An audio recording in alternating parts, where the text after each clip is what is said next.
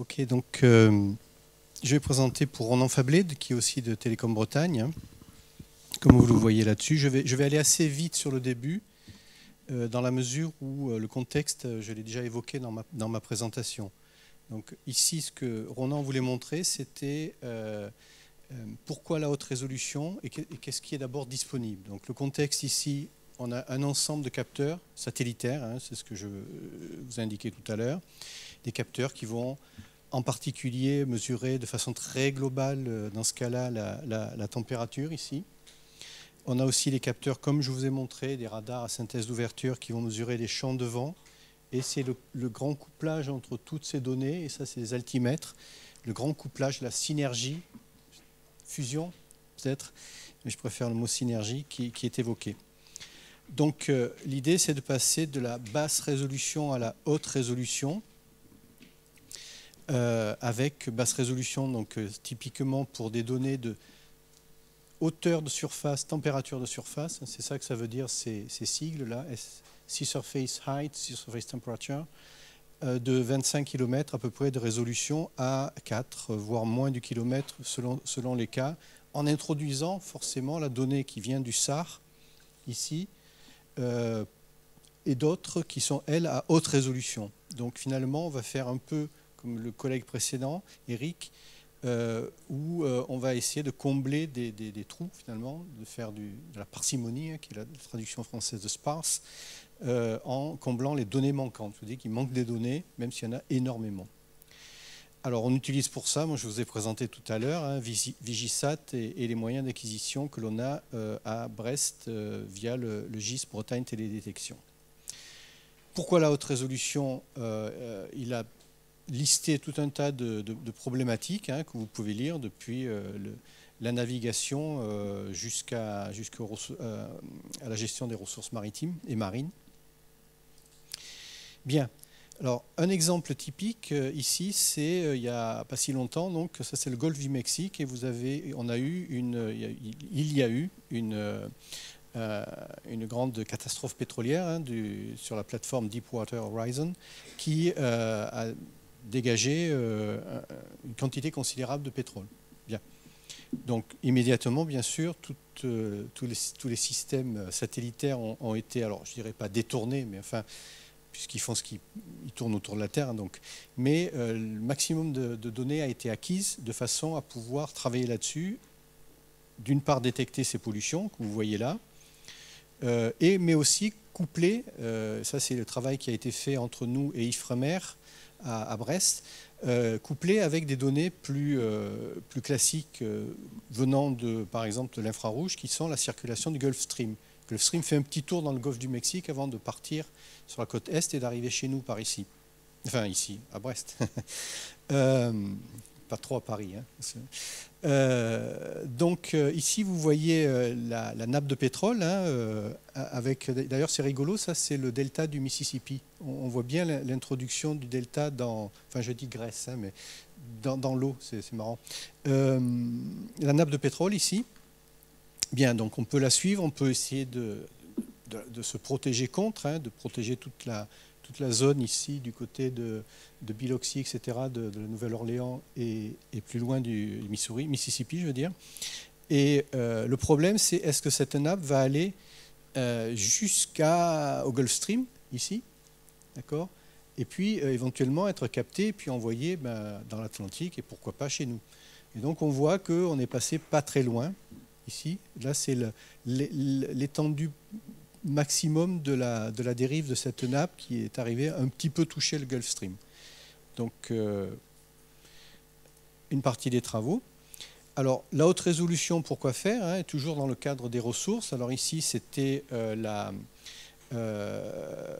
ressource naturelle, pardon, la ressource vivante. Donc, il est noté que ces prédateurs marins ici, ces oiseaux, vont suivre des courants et donc pour aller se nourrir. Donc en suivant ces oiseaux, on peut détecter les courants d'une façon un peu indirecte. Et donc là, c'est une île, Europa Island, c'est un caillou, hein, mais c'est français. C'est à côté de Madagascar, donc c'est aussi Madagascar pense que c'est à eux, mais enfin bon, pour l'instant c'est français. c'est ici. Et donc en suivant les oiseaux, eh bien, on peut avoir une information sur la dynamique des courants et de l'océan dans cette zone. C'est un exemple d'utilisation d'une ressource vivante pour s'informer sur une ressource, ou tout du moins un phénomène océanographique. Voilà. Alors, de nouveau, on va embêter les animaux. Alors, on va mettre sur des... Alors, si bas, c'est le bar, hein, qui est assez important et intéressant, surtout lorsqu'il est dans l'assiette. C'est un des meilleurs poissons, quoi. Et donc, on leur colle un petit engin, là, ici, et on va faire le suivi de ces bandes de poissons donc, qui vont se déplacer le long de la côte ouest française. Et puis, bien sûr, là-dessus, on va superposer les cartes que l'on a, donc de température, de bathymétrie, les plus résolues possibles, de façon à voir pourquoi le poisson va de tel endroit à tel endroit, pourquoi il va de l'eau chaude vers l'eau froide, ou réciproquement, à quelle saison, à quel moment. Et donc, ça donne une information sur les stocks, et ça donne une information, éventuellement, le end user, ça va être le pêcheur. Ça donne aussi une information, je présume qu'il y a des quotas, etc. Donc, ici, puisque la question m'a été posée, Mars 3D, donc ça n'a rien à voir avec une barre chocolatée énergétique. Mars 3D, c'est un modèle de circulation de courant qui est fourni par le CHOM. Et bien sûr, la donnée satellite ici, là, c'est les températures de surface. Alors, bien sûr, il faut voir ça dans une évolution longue et le couplage des deux, donc toujours cette synergie qui permet de mieux comprendre ce phénomène physique écologique. Je vous passe sur la façon de travailler sur les prédictions en utilisant du filtrage de Kalman ou autre. Donc ici, c'est la dynamique des écosystèmes, de nouveau en surveillant ou en regardant, en monitorant des oiseaux, et donc en essayant de voir pourquoi ils vont se positionner à tel endroit ou pas dans les turbulences créées par l'océan. Qu'est-ce qu'ils y font, en quoi c'est important. Donc, voilà. Je vais passer rapidement. Le but, le cœur du sujet de la présentation ici était, lorsqu'on a une information irrégulière en espace et en temps, en termes d'échantillonnage, comment on peut s'en sortir. Voilà un exemple typique. Hein. Vous avez une masse colossale de données ici. Malgré tout, de temps en temps, il y a des zones où il y a des nuages. Et c'est dans ces zones-là, bien sûr, qu'on est intéressé à aller voir ce qui se passe. Et donc, on va avoir des trous d'informations ici, des données manquantes et qui viennent de divers capteurs. Donc, il y a ces multicapteurs, multi-échelles. Donc, on veut pouvoir utiliser une méthode, trouver une méthode pour pouvoir combler ces données manquantes. Bien. Alors actuellement, ce qu'on fait dans la simulation, on va utiliser un modèle de façon à combler. Donc le modèle est un modèle physique ou géophysique, et en utilisant ce modèle, en l'intégrant en utilisant notre approche IT, en utilisant dans des modèles de prédiction avec par exemple du filtrage de Kalman ou des choses comme ça, on va prédire l'état suivant et ensuite on va donc l'utiliser pour combler l'information. Donc, on a des observations irrégulières. Ce qui est disponible, c'est l'information à basse résolution, et on veut pouvoir créer de l'information à haute résolution en utilisant des observations du passé. On arrive maintenant à une époque, on en parlait avec Thierry, on s'est dit, waouh, on a vieilli, c'est lui qui a dit, hein. Mais on s'est rendu compte qu'on a plus de 30 ans de données. Alors, il y a des bases de données un peu partout. On a 30 ans de données satellitaires de tous les capteurs possibles, et pas que satellitaires. Et donc, on peut essayer d'apprendre un peu du passé en utilisant, puisqu'on a l'état T et T plus delta T du passé, donc on connaît le T et on connaît le T plus delta T. Donc, on connaît le passé et le futur du passé à cette époque-là, si je puis dire. Et donc, l'idée, c'est de ne plus utiliser de modèles, mais cette fois-ci d'utiliser les données comme étant la façon de prédire, ou tout du moins de, entre guillemets, modéliser ce qui s'était passé de l'état T à l'état t plus delta t. Hein. Comme disait le grand statisticien George Box, hein, qui est mort récemment à un âge avancé, tous les modèles sont faux. Certains sont utiles. C'est lui qui l'a dit. Alors, juste pour vous montrer comment le principe, le concept, la philosophie, l'idée c'est de dire, bon, ben, j'ai un état qui est l'état précédent, je veux l'état suivant qui est l'état à prédire, quoi, forecast, et donc je vais utiliser des modèles dynamiques de fonctionnement qui expliquent le fonctionnement de la géophysique dynamique, avec bon, ben, soit ici des équations de Lorentz, soit d'autres modèles qui sont à la fois complexes, compliqués, qui prennent du temps à être calculés, mais qui de notre côté sont trop idéaux. C'est-à-dire que ce sont des modèles de haut niveau et qui ne vont pas rendre compte des petites variations. En général, lorsqu'on a un modèle bien joli, lorsqu'on met de la donnée réelle, ben, ça se plante. Ça ne marche pas bien. Et donc l'idée, c'est d'aller chercher un modèle qui soit similaire, ici, mais basé sur les données entre ce qui, l'instant t et plus dt ici, et de pouvoir, en utilisant la base de données du passé, quelque part créer une espèce de modèle approché de celui-là, mais basé sur la réalité des données du passé. Donc c'est ce qui est fait, et c'est la direction que l'on prend, et donc on a des résultats préliminaires, en couplant par exemple des données SAR avec des données du modèle européen de prévision des systèmes de vagues ici, et en faisant de la simulation ou de l'émulation de la haute résolution à partir de ces deux états, et en obtenant quelque chose qui est finalement proche de la donnée.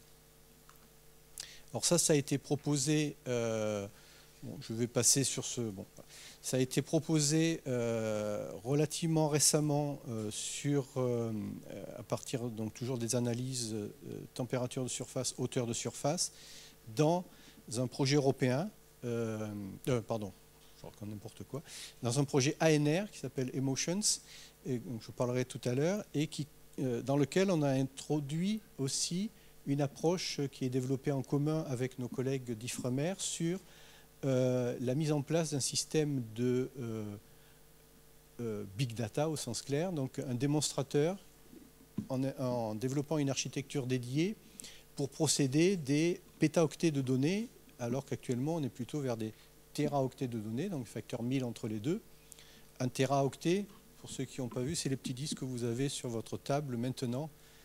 Pour ceux qui... ça coûte pas cher, 80 €, bon voilà. Ok, vous en mettez 1000 et ça vous fait un pétaoctet.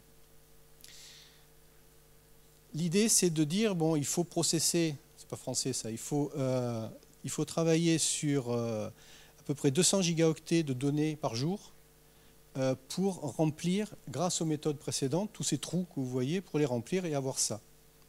Donc, 200 gigaoctets, il fallait à peu près 3 mois pour le faire. Donc 3 mois de calcul par jour. Donc c'est un petit peu ennuyeux parce que c'est au bout d'un certain nombre de jours, on est loin dans le futur. Et donc là, avec un système dédié, une architecture dédiée, on arrive à 8 heures avec cette structure qui a été baptisée Nefele. Et donc 8 heures par jour, ben, ça commence à devenir au moins de 24. 8, c'est inférieur à 24. Et donc c'est l'idée d'aller à la fois travailler sur la précision de ce modèle établi sur les données du passé, les 30 ans de données du passé, et de façon à fournir tous les jours une carte, un peu comme expliquait Thierry tout à l'heure, ce que vous avez des cartes météo, c'est tous les jours que vous les voyez à la télé, ben là c'est un peu l'idée de compléter ces cartes-là, de leur donner plus de précision, en ayant par exemple ici les températures de surface journalières calculées sans avoir aucun trou ici.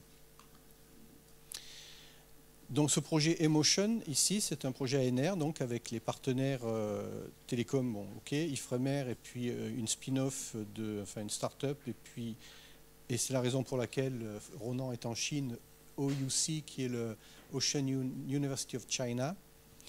Donc les 3 tâches principales, c'est vraiment avoir un modèle multimodal d'assimilation piloté par les données. Deuxièmement, d'introduire notre approche à nous, qui est la reconstruction stochastique de la surface géophysique de l'océan à très haute résolution, depuis des données où il manque des données partielles. Donc. Et bien sûr, de continuer à travailler sur l'architecture matérielle permettant de faire du big data. Donc c'est les 3 tâches principales. Et bon, il y a un certain nombre de personnes qui travaillent là-dessus, aussi bien à Ifremer qu'à Télécom et que dans les petites startups. Voilà.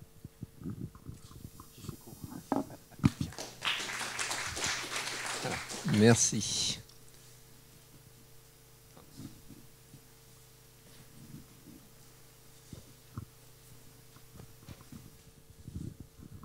Oui, ça paraît très intéressant. Alors, j'aimerais juste faire un commentaire sur la méthode data-driven model free. Est-ce qu'il n'y a pas le risque, en se servant que de données d'un historique, de ne pas être capable de prévoir et d'extrapoler donc des situations qui n'ont pas existé dans le passé? Or, elles arrivent. Tout à fait, oui. Forcément. Oui, des événements extrêmes. Donc c'est seul un modèle est capable d'extrapoler. Ouais. Alors, voilà. D'accord. C'est effectivement le risque. De l'autre côté, le modèle n'est peut-être pas forcément capable de le prédire non plus, cet événement extrême. C'est ce que je disais tout à l'heure, le modèle est à la fois très compliqué et complexe, mais pas forcément développé complètement de façon à aussi prévoir ou prédire les événements extrêmes. Les événements extrêmes, par définition, c'est un par siècle ou des choses comme ça. Donc on a tendance à ne pas les... Bon, ils arriveront un jour peut-être, mais pour l'instant, ça complique trop le modèle. Enfin, c'est peut-être une réponse un peu langue de bois, mais disons, essayons de voir, grâce à ce projet, si une approche data-driven, donc pilotée par les données, aboutit à quelque chose qui, sur un cycle important, puisque là, ces données de 200 gigaoctets par jour, elles sont là tout le temps.